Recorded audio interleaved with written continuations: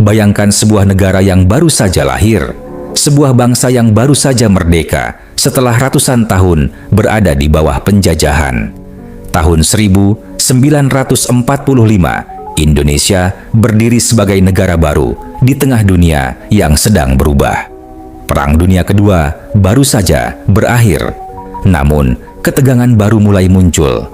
Perang dingin antara kekuatan besar dunia. Di tengah situasi yang penuh ketidakpastian itu, Indonesia harus menentukan jalannya sendiri. Dan di pusat semua perubahan itu berdiri satu tokoh yang karismatik, penuh semangat revolusi, dan memiliki visi besar untuk bangsanya. Dialah Presiden Soekarno.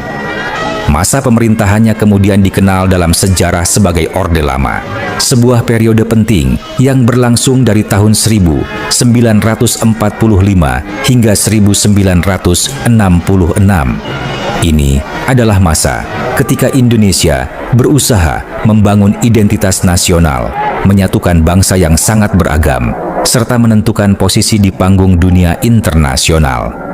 Soekarno bukan hanya seorang presiden, ia adalah pemimpin revolusi. Melalui pidato-pidatonya yang berapi-api, ia menanamkan semangat nasionalisme kepada jutaan rakyat Indonesia. Diam.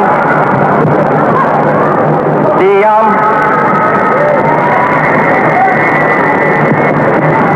Saudara-saudara sekalian, alhamdulillah saya ucapkan di hari Allah Subhanahu wa taala. Ini hari aku telah menginjak lagi bumi Jakarta. Sudah hampir 4 tahun lamanya saya tidak bersuara.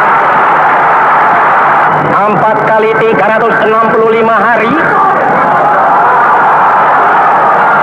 saya berpisah dengan rakyat Jakarta, laksana rasanya seperti berpisah 40 tahun, saudara-saudara. Kepada pegawai, kepada saudara-saudara marhain, saudara-saudaraku tukang becak, saudara-saudaraku tukang sayur, saudara-saudaraku pegawai yang sekecil-kecilnya, tidak ada satu yang terkecuali. Semuanya saudara-saudara, saya sampaikan salamku kepada saudara-saudara sekalian. Alhamdulillah, sekarang di halaman ini telah berkibar sang Dwi Warna.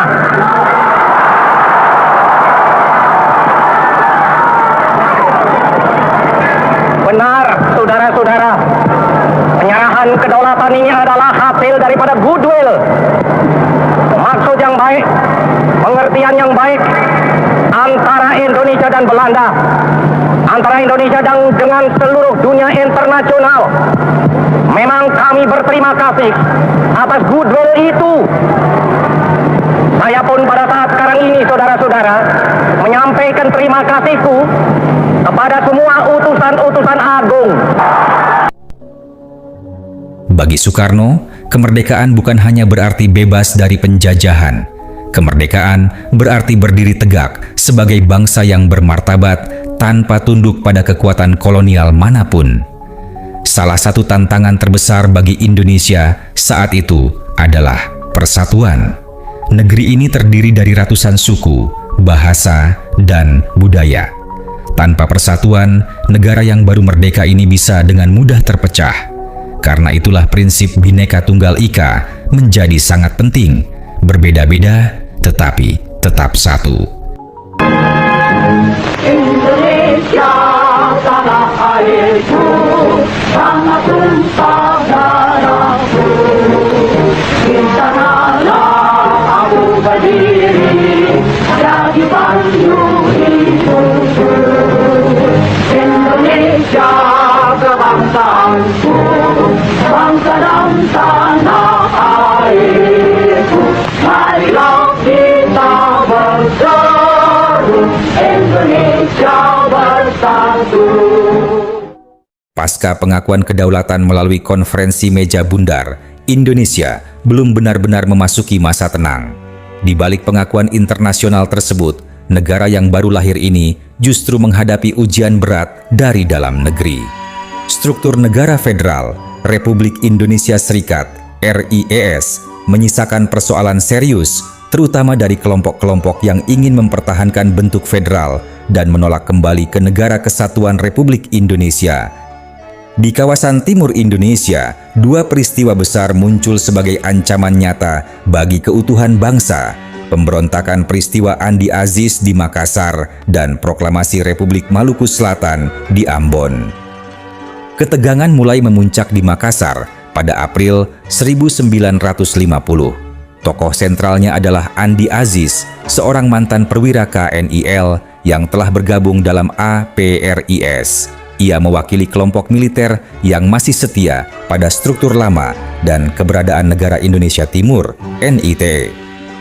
Masalah bermula ketika pemerintah pusat berencana mengirim sekitar 900 prajurit TNI ke Makassar untuk memperkuat keamanan. Bagi Andi Aziz dan kelompoknya, langkah ini dianggap sebagai ancaman. Mereka menolak kehadiran TNI karena berkeyakinan bahwa keamanan wilayah timur seharusnya tetap berada di tangan bekas pasukan KNIL yang telah terintegrasi dalam APRIS. Situasi yang semula tegang berubah menjadi konflik terbuka. Pada 5 April 1950, pasukan Andi Aziz melancarkan serangan terhadap markas APRIS dan menawan sejumlah perwira, termasuk Letnan Kolonel A.J. Mokoginta. Aksi ini menjadi sinyal jelas bahwa konflik bukan lagi sekadar perbedaan pendapat, melainkan pemberontakan bersenjata. Pemerintah pusat segera bertindak tegas. Ultimatum dikeluarkan agar Andi Aziz menyerahkan diri dalam waktu 4 kali 24 jam. Meski akhirnya ia datang ke Jakarta, keterlambatan tersebut membuatnya langsung ditangkap. Untuk menstabilkan keadaan, pasukan ekspedisi di bawah pimpinan Alex Kawilarang dikirim ke Makassar. Operasi ini berhasil memulihkan kendali pemerintah pusat atas wilayah tersebut. Jika peristiwa Andi Aziz berakar pada konflik militer, maka di Maluku muncul gerakan dengan dimensi politik yang lebih luas. Pada 25 April 1950, Christian Robert Stephen Soumokil memproklamasikan berdirinya Republik Maluku Selatan (RMS) di Ambon. Gerakan ini dilatar belakangi ketidakpuasan terhadap pembubaran sistem federal RIES dan kembalinya Indonesia menjadi negara kesatuan. Bagi Soumokil dan para pendukungnya, integrasi ke dalam NKRI dianggap mengabaikan kepentingan wilayah Maluku yang sebelumnya memiliki posisi penting dalam struktur federal. Pemerintah Indonesia pada awalnya menempuh jalur damai. Misi diplomasi yang dipimpin oleh Yohanes Leimena dikirim untuk meredakan konflik.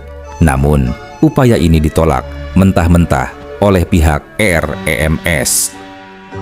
Kegagalan diplomasi memaksa pemerintah mengambil langkah militer.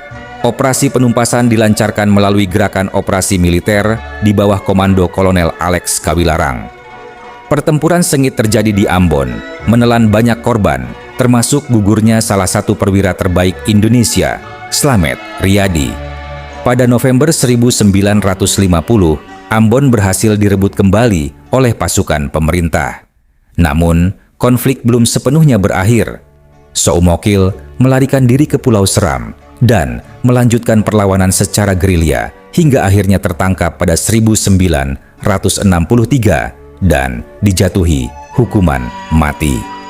Dua peristiwa ini memperlihatkan bahwa perjalanan menuju NKRI bukanlah proses yang mudah. Transisi dari negara federal ke negara kesatuan memunculkan konflik kepentingan yang tajam, baik di kalangan militer maupun elit politik daerah. Pemberontakan Andi Aziz dan gerakan RMS menjadi ujian nyata bagi pemerintah Indonesia dalam mempertahankan kedaulatan dan integrasi nasional. Keberhasilan menumpas kedua gerakan tersebut bukan hanya kemenangan militer, tetapi juga tonggak penting dalam memperkuat fondasi Indonesia sebagai negara kesatuan yang utuh dan berdaulat. Di tengah gejolak itu, satu hal menjadi jelas: kemerdekaan bukanlah akhir perjuangan, melainkan awal dari upaya panjang menjaga persatuan bangsa. Namun ambisi Soekarno tidak berhenti pada pembangunan di dalam negeri. ia ingin Indonesia memiliki peran besar di dunia internasional. Pada Januari 1950, langit New Delhi menjadi saksi sebuah momen bersejarah ketika Presiden Soekarno menginjakkan kaki di India. Kunjungan ini bukan sekadar pertemuan diplomatik biasa. Ini adalah simbol persaudaraan antara dua bangsa besar Asia yang sama-sama baru saja melepaskan diri dari belenggu kolonialisme. Soekarno tiba di India pada 23 Januari 1950 atas undangan Presiden Rajendra Prasad. Ia bahkan mendapat kehormatan istimewa sebagai tamu kehormatan pertama dalam perayaan Hari Republik India pada 26 Januari 1950. Di Stadion Irwin yang kini dikenal sebagai National Stadium, Soekarno duduk berdampingan dengan Presiden Rajendra Prasad dan Perdana Menteri Jawaharlal Nehru menyaksikan parade militer dan budaya India. Kehadirannya di sana menjadi simbol kuat bahwa Indonesia dan India adalah saudara seperjuangan di Asia. Dalam berbagai pidatonya, Soekarno menegaskan bahwa kemerdekaan Indonesia juga mendapat dukungan moral dari India di forum internasional. Ia bahkan menyebut hubungan kedua bangsa sebagai jalinan sejarah panjang yang telah terhubung sejak ribuan tahun lalu, jauh sebelum bangsa Barat datang ke Asia. Persahabatan antara Soekarno dan Nehru kemudian menjadi fondasi penting bagi kerjasama politik internasional di masa depan.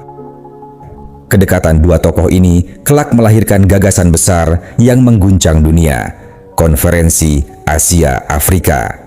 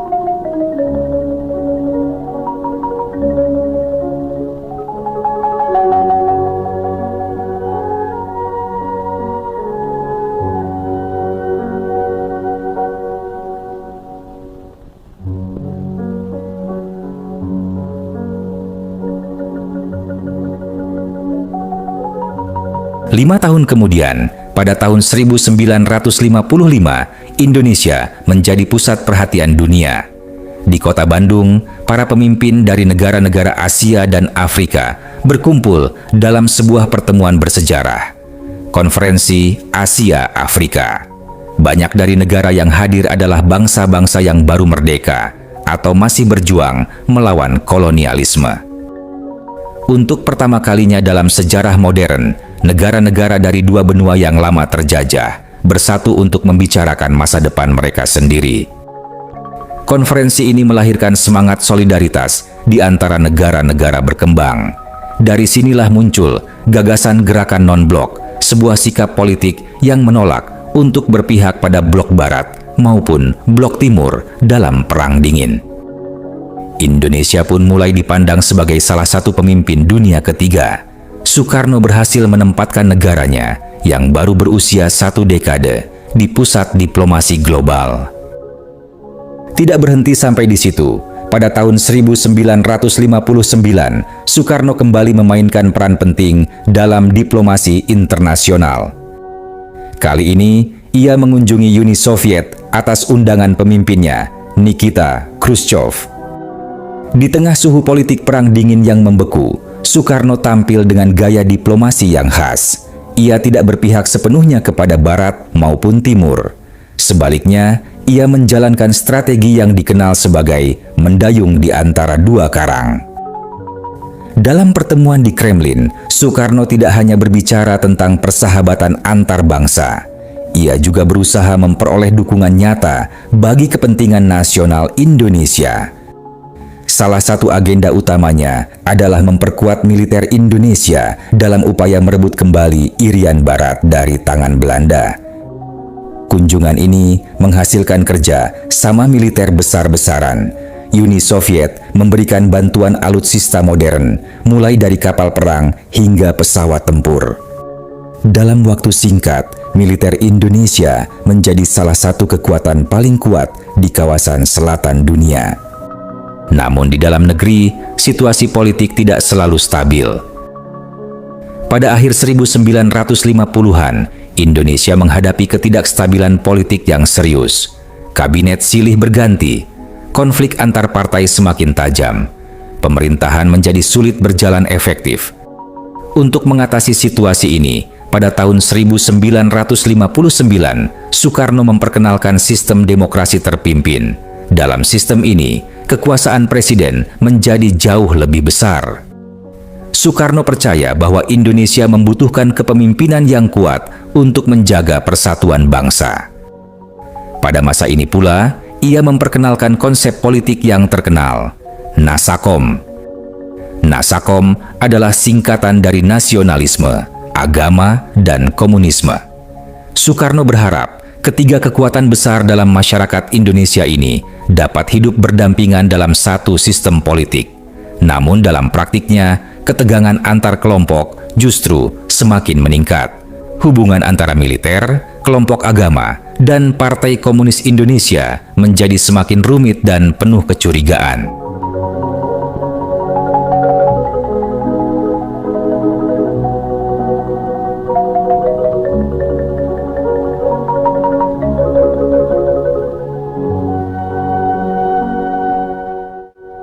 Pada April 1961, Soekarno kembali melakukan langkah diplomatik penting. Kali ini, ia mengunjungi Amerika Serikat dan bertemu presiden muda yang karismatik, John F. Kennedy. Di Gedung Putih, dua pemimpin dengan karisma besar itu berbincang tentang masa depan Asia Tenggara, kemerdekaan bangsa-bangsa baru, dan tentu saja masalah Irian Barat. Kennedy terkesan dengan visi Soekarno, sementara Soekarno melihat Kennedy sebagai sosok pemimpin Amerika yang lebih terbuka dan progresif. Pertemuan ini memperkuat posisi diplomasi Indonesia di mata dunia. Namun, di tengah ambisi besar Indonesia di panggung internasional, muncul satu konflik yang membawa negeri ini ke arah yang semakin tegang. Konflik itu dikenal sebagai konfrontasi Indonesia-Malaysia. Semua bermula ketika Inggris mendukung pembentukan Federasi Malaysia pada tahun 1963 yang menggabungkan Malaya, Sabah, Sarawak, dan Singapura. Bagi Indonesia, langkah ini dipandang bukan sebagai proses dekolonisasi yang murni, melainkan sebagai bentuk neokolonialisme, upaya baru kekuatan Barat untuk mempertahankan pengaruhnya di Asia Tenggara. Soekarno dengan tegas menolak pembentukan Malaysia. Ia bahkan melontarkan slogan keras, "Ganyang Malaysia." Ketegangan pun meningkat. Indonesia tidak hanya melakukan tekanan diplomatik, tetapi juga melancarkan operasi militer terbatas di wilayah perbatasan Kalimantan dan Semenanjung Malaya. Pasukan Indonesia menyusup ke wilayah Malaysia, sementara bentrokan bersenjata terjadi di hutan-hutan perbatasan. Konflik ini tidak berkembang menjadi perang terbuka skala besar, tetapi cukup untuk menciptakan ketegangan regional yang serius. Di tengah konflik ini, Indonesia semakin mendekat ke Blok Timur, terutama dengan Uni Soviet dan Republik Rakyat Tiongkok. Sebaliknya, Malaysia mendapat dukungan dari Inggris dan negara-negara Barat. Konfrontasi ini juga berdampak besar di dalam negeri. Ekonomi Indonesia semakin tertekan akibat pengeluaran militer yang besar. Hubungan diplomatik dengan negara-negara Barat memburuk.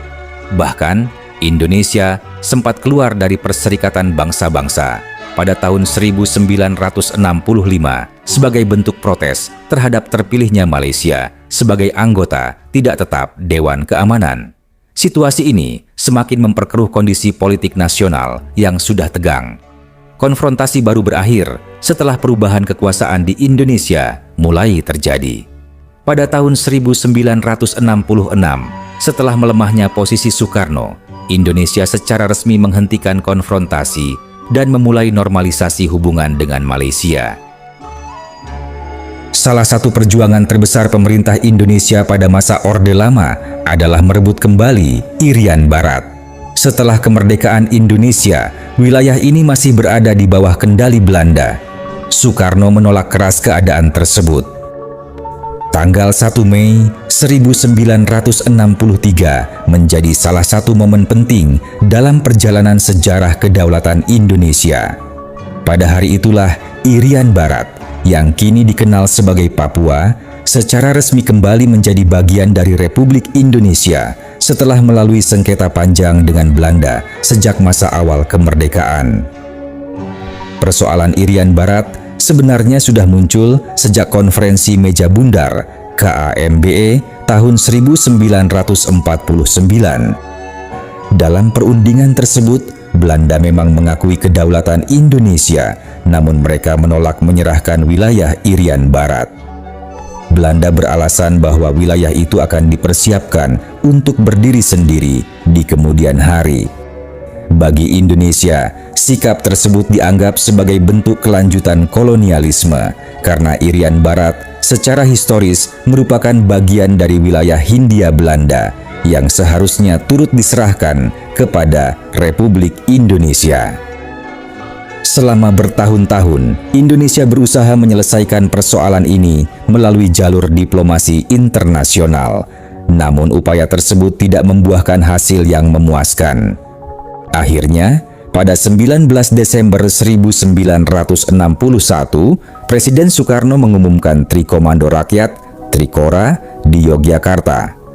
Melalui Trikora, Indonesia bertekad untuk menggagalkan pembentukan negara boneka Papua oleh Belanda dan memperjuangkan penyatuan Irian Barat ke dalam wilayah Republik Indonesia. Saudara-saudara, komando saya dengan tegas ialah gagalkan, hei seluruh rakyat Indonesia, gagalkan pendirian negara Papua itu. Apa komando saya lagi? Hei seluruh rakyat Indonesia, kibarkan bendera sang merah putih di Papua, di negara ini, di Irian Barat itu. Tegas saya memberi komando ini, gagalkan negara Papua itu, kibarkan bendera sang merah putih di Irian Barat, gagalkan. Tekanan diplomatik dan militer yang semakin kuat akhirnya membuka jalan bagi perundingan internasional. Upaya ini membuahkan hasil ketika Indonesia dan Belanda menandatangani persetujuan New York pada 15 Agustus 1962. Dalam perjanjian tersebut disepakati bahwa administrasi Irian Barat akan diserahkan sementara kepada Perserikatan Bangsa-Bangsa melalui sebuah badan khusus bernama UNTA, United Nations Temporary Executive Authority. Pemerintahan sementara di bawah UNTA berlangsung selama 7 bulan sebagai masa transisi sebelum wilayah tersebut diserahkan kepada Indonesia. Momentum bersejarah itu akhirnya tiba pada 1 Mei 1963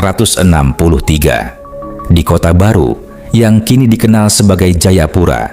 Dilaksanakan upacara resmi penyerahan kekuasaan. Pada pukul 12.30 waktu Indonesia Timur, bendera Perserikatan Bangsa-Bangsa diturunkan. Kemudian bendera merah putih dikibarkan berdampingan dengan bendera PBB sebagai simbol berakhirnya masa transisi. Beberapa saat kemudian, merah putih berkibar sendirian di langit Irian Barat, menandai bahwa wilayah tersebut telah resmi berada di bawah pemerintahan Republik Indonesia. Peristiwa ini sekaligus menjadi penutup dari kekuasaan kolonial Belanda di Nusantara setelah ratusan tahun mereka menguasai berbagai wilayah di Kepulauan Indonesia. Kembalinya Irian Barat bukan sekadar peristiwa administratif atau pemindahan kekuasaan. Lebih dari itu, momen ini menjadi simbol persatuan dan keutuhan wilayah Indonesia dari Sabang sampai Merauke. Meskipun proses peneguhan kedaulatan selanjutnya masih melalui penentuan pendapat rakyat (PPRA) pada tahun 1969, namun tanggal 1 Mei 1963 tetap dikenang sebagai hari kembalinya Irian Barat ke pangkuan Ibu Pertiwi.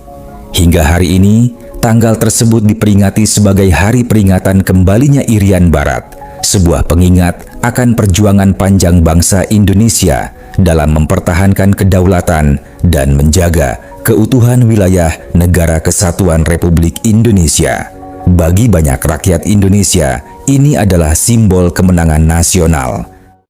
Masa Orde Lama di bawah kepemimpinan Soekarno merupakan salah satu periode paling dinamis dalam sejarah Indonesia. Di tengah semangat nasionalisme yang masih menyala pasca kemerdekaan, negara yang baru berdiri ini harus menghadapi berbagai ujian berat dari dalam negeri.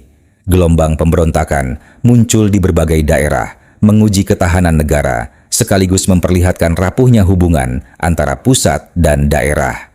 Dua peristiwa yang paling menonjol dalam pusaran konflik ini adalah pemberontakan DITII di Sulawesi Selatan, serta gerakan PRRI Permesta. Di Sulawesi Selatan, konflik bermula dari kekecewaan seorang tokoh gerilyawan yang pernah berjasa dalam perjuangan kemerdekaan, Kahar Muzakar. Ia memimpin Kesatuan Gerilya Sulawesi Selatan, KAGSS, sebuah kekuatan bersenjata yang lahir dari semangat revolusi. Namun, ketika pemerintah pusat melakukan restrukturisasi tentara dan membentuk APRIS, tuntutan Kahar agar seluruh pasukannya diakui secara kolektif tidak dikabulkan. Kekecewaan ini perlahan berubah menjadi perlawanan terbuka. Pada tahun 1953, Kahar Muzakar mengambil langkah yang lebih radikal dengan menyatakan bergabung ke dalam Negara Islam Indonesia, NII, yang dipimpin oleh Sekar Maji Marijan Kartosuwiryo. Sejak saat itu, pemberontakan DITII di Sulawesi Selatan tidak lagi sekadar persoalan militer, tetapi juga membawa dimensi ideologi. Konflik berkepanjangan pun tak terhindarkan. Selama hampir 13 tahun, wilayah Sulawesi Selatan diliputi ketidakstabilan dengan operasi militer yang terus berlangsung hingga akhirnya Kahar Muzakar tewas pada Februari 1965, menandai berakhirnya salah satu pemberontakan paling lama dalam sejarah Indonesia. Sementara itu, di kawasan timur Indonesia lainnya, muncul gerakan yang berbeda corak namun sama kuatnya dalam mengguncang negara. Pada Maret 1957, Venje Sumual mendeklarasikan Permesta, Perjuangan Rakyat Semesta. Tidak seperti DITII yang berlandaskan ideologi keagamaan, Permesta lahir dari rasa ketidakadilan ekonomi dan tuntutan otonomi daerah. Para pemimpin militer dan sipil di luar Jawa menilai bahwa pemerintah pusat terlalu berfokus pada pembangunan di Pulau Jawa, sementara daerah-daerah penghasil devisa justru terabaikan. Kekecewaan ini kemudian berkembang menjadi gerakan politik militer yang lebih luas ketika Permesta menjalin hubungan dengan PRRI, Pemerintah Revolusioner Republik Indonesia, yang berbasis di Sumatera. Aliansi ini memperkuat posisi mereka sekaligus meningkatkan ancaman terhadap keutuhan negara. Pemerintah pusat pun merespons dengan operasi militer besar-besaran untuk menumpas gerakan tersebut. Serangkaian operasi gabungan akhirnya berhasil melemahkan dan memadamkan perlawanan PRRI Permesta. Peristiwa-peristiwa ini menjadi cermin penting dalam perjalanan bangsa Indonesia. Di balik konflik dan pertumpahan darah, tersimpan pelajaran mendalam tentang pentingnya keadilan pembangunan serta komunikasi yang sehat antara pemerintah pusat dan daerah.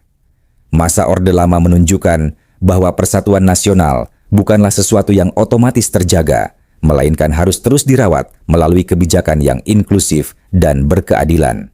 Pada akhirnya, keberhasilan pemerintah dalam mempertahankan keutuhan wilayah Indonesia di tengah berbagai pemberontakan tersebut menjadi fondasi penting bagi berdirinya Negara Kesatuan Republik Indonesia hingga hari ini. Namun di balik semangat revolusi dan ambisi besar membangun bangsa, Indonesia juga menghadapi berbagai gejolak politik di dalam negeri. Ketegangan itu akhirnya mencapai puncaknya pada tahun 1965. Sebuah peristiwa besar yang kemudian dikenal sebagai Gerakan 30 September mengguncang Indonesia dan mengubah arah sejarah bangsa. Situasi politik berubah dengan cepat. Konflik dan ketidakstabilan meluas. Dan perlahan namun pasti, kekuasaan Presiden Soekarno mulai melemah. Setahun kemudian, pada tahun 1966, berakhirlah era yang dikenal sebagai Orde Lama. Meski berakhir di tengah krisis, masa Orde Lama meninggalkan jejak yang sangat penting dalam perjalanan Indonesia.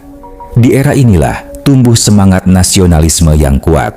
Di era ini pula, Indonesia berani menentang kolonialisme dan tampil percaya diri di panggung dunia. Yang paling penting, dari masa inilah lahir prinsip politik luar negeri Indonesia yang masih bertahan hingga hari ini. Politik luar negeri bebas dan aktif.